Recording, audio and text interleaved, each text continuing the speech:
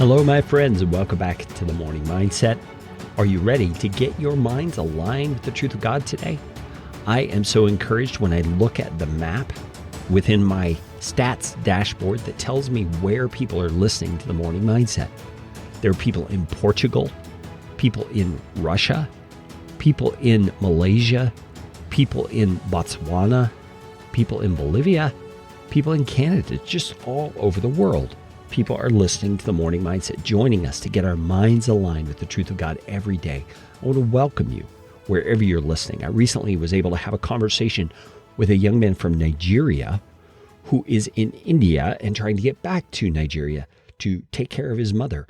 But COVID has made that all very difficult. And many people came alongside and helped this young man, Samuel, through the Not a Needy Person platform. I want to thank you because Samuel, as of August, is going to be on his way back to Nigeria. Thank you for helping him.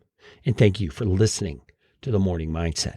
All right, we are diving back into the story of the Apostle Paul as he is being run through court after court after court in hearing after hearing after hearing in his defense of himself against these wrongful accusations of the Jewish leaders. And we are in chapter 25 of the book of Acts, verse number 13, and we have a long passage to read, so I'm going to get started.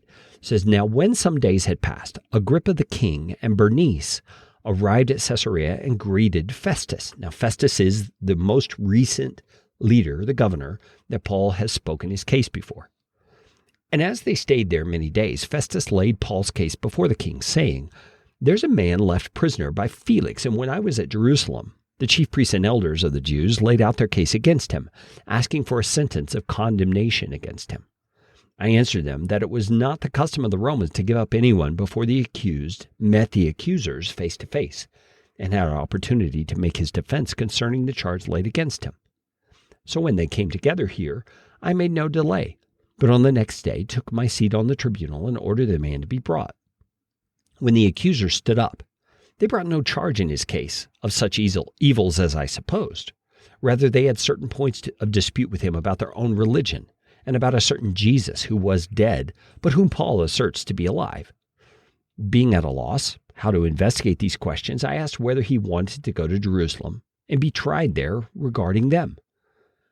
But when Paul had appealed to be kept in custody for the decision of the emperor, I ordered him to be held until I could send him to Caesar. Then Agrippa said to Festus, 'I would like to hear the man myself.' 'Tomorrow,' he said, 'you will hear him.' So on the next day, Agrippa and Bernice came with great pomp, and they entered the audience hall with the military tribunes and the prominent men of the city.